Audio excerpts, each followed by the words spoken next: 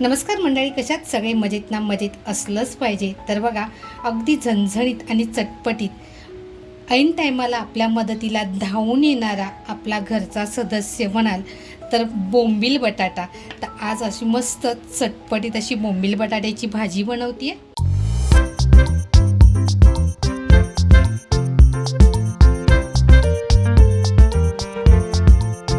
नमस्कार मंडळी, कशात सगळे मजेत ना? मजेत असलंच पाहिजे. तर बघा, आपल्या सगळ्यांच्या घरात म्हणाल ना तर सुके बोंबील हे असतात. ऐन टायमाला जर आपल्याकडे पाहुणे आले तर आपल्याकडे काहीच नसेल तर अगदी आपल्या घरामध्ये सुकवलेले बोंबील हे असतात. तर मी बघा बोंबील घेतलेत. बोंबील अगदी व्यवस्थित साफ करून घेतलेले आहेत. तर अशी छान अशी पोटाची साईड जी असते ती साफ करून घ्यायची आहे. आता हे तर आपल्या सगळ्यांनाच माहिती आहे. तर मी अगोदर बोंबील आहे ना 2-3 पाण्याने अगदी स्वच्छ धुवून घेते.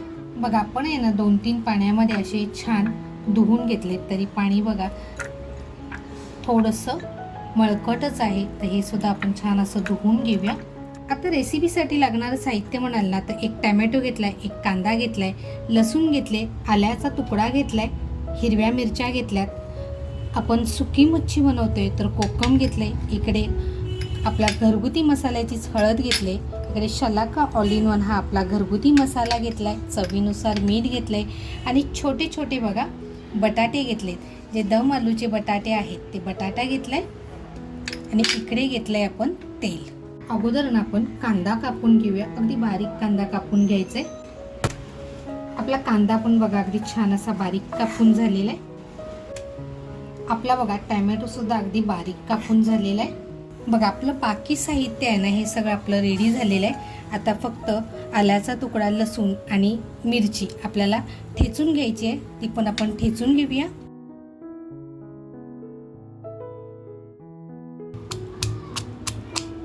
मातीची हंडी ठेवले बघा, त्याच्यात थोडंसं तेल टाकूया. आपण जे बोंबील धुवून घेतले ते अगोदर आपण बोंबील हलके फ्राय करून घेऊया. तर बघा, आपण तेल टाकून घेतलंय. आता जे आपण बोंबील धुवून घेतलेत ना ते फ्राय करून घेऊया. मातीचं भांडं बघा अजून तापलेलं नाही आहे, त्याच्यामुळे आपण हात ठेवून अगदी वापरू शकतो. मातीचं भांडं आहे ना तापायला फार वेळ लागतो, पण एकदा तापलं ना की ते पटकन तापलं जातं. मग आपल्याला हे बोंबील आहेत ना ते हलके फ्राय करून घ्यायचे. फ्राय करताना थोडीशी हळद टाकते बघा.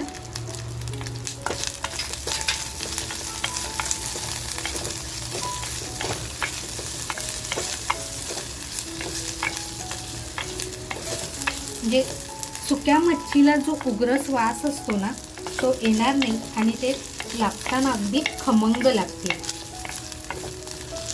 तर बघा, आपले हलके असे फ्राय झालेले आहेत. काढून घेऊया. थोडंसं बघा तेल राहिलेलं आहे. तर आपण जे बटाटे घेतलेत ना त्या बटाट्यांना बघा काट्याच्या साह्याने मी असे हलकेसे कट म्हणजे होल करते. आणि आता आपण हे बटाटे आहेत ना ते फ्राय करून घेणार आहोत. आपल्याला जर वाटत असेल ना की याच्यामध्ये थोडंसं आणखीन तेल टाकलं पाहिजे तर थोडंसं आपल्याला तेल टाकून घ्यायचंय.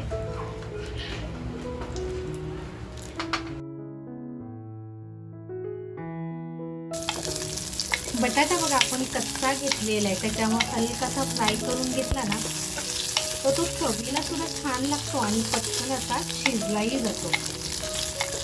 गॅसची फ्लेम म्हणाल ना तर मी स्लो ठेवलेली आहे. मातीचं भांडं आहे त्याच्यामुळे शक्यतो आपण स्लो फ्लेमवरती बनवायचे, कारण गॅसवरती मातीचं भांडं तडकू शकतं. हे बघा बटाटे फ्राय होत आहेत तोपर्यंत आपलं आलं, लसूण आणि मिरची असं छान ठेचून घेऊया. बटाटे बघा आपले छान असे फ्राय झालेत. काढून घेऊया. आता आपण फायनल रेसिपीकडे वळूया. आता इथे आपल्याला तेल टाकायचंय. बघा, आलं, लसूण आणि मिरची जे ठेचून घेतलंय ते अगोदर आपण तेलात टाकूया.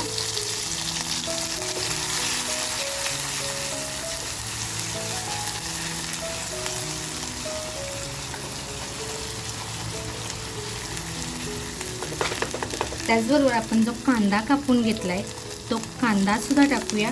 तुम्हाला जर कांदा कमी हवा असेल तर तुम्ही छोटा कांदा घेतलात तरी हरकत नाही.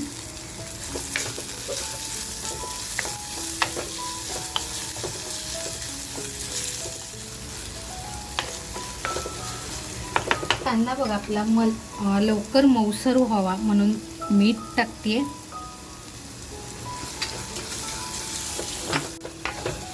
बघा आता कांद्याचा कलर हलकासा लालसर होत चाललाय. कांदा आपल्याला छान म्हणाला तर अगदी पोळवून घ्यायचंय, म्हणजे फ्राय करून घ्यायचंय. जितका आपण मसाला आपला व्यवस्थित फ्राय होतो ना तितकी ती रेसिपी सुंदर लागते. आता बघा जी आपण हळद घेतली ती हळद टाकून घेऊया.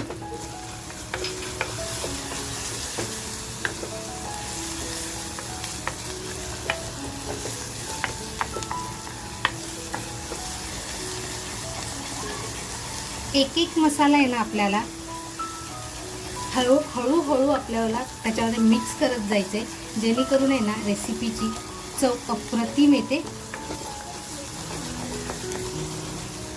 आता बघा आपला शलाका ऑल इन वन आपला जो घरगुती मसाला आहे हा मी 2 चमचे घेतलाय. आता तो आपण टाकून छान असा फ्राय करून घेऊया. मसाला बघा आपला अगदी छान फ्राय झालाय. आता आपण टॅमॅटो टाकून घेऊया. टॅमॅटो टाकल्यानंतर बघा लगेचच आपल्याला जे आपण मीठ घेतलं होतं चवीनुसार ते टाकून घ्यायचंय. मगाशी आपण अर्धं मीठ टाकलं होतं.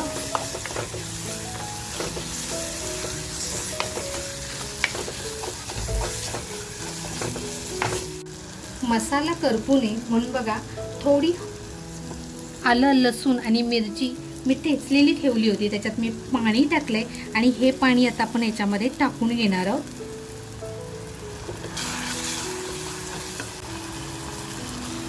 म्हणजे त्याची लज्जत आहे ना ती अतिशय वाढणार आहे. आणि जे बटाटे आपण फ्राय करून घेतले तेही आता आपल्याला ह्याच्याबरोबर इथेच टाकून शिजवून घ्यायचे. आता बघा बटाट्यांचं ज्यावेळेस आपण फ्राय केले त्यावेळेस थोडंसं तेल बाजूला आलं होतं, त्यांच्याबरोबर तेही टाकून घेऊया.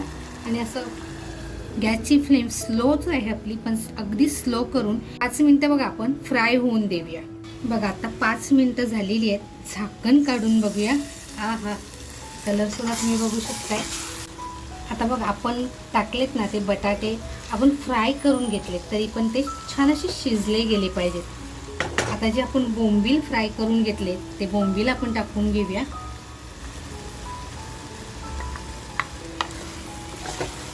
आणि हलक्या हाताने आपल्याला ते फ्राय करून घ्यायचे. आता इथे आहे ना आपल्याला पाणी टाकायचं आहे, पण पाणी आहे ना थंड घेऊ नका. थंड पाण्याने ना चव बदलते.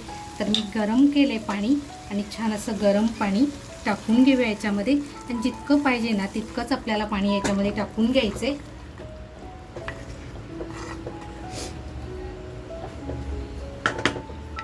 वरून अशी पोटभर कोथिंबीर.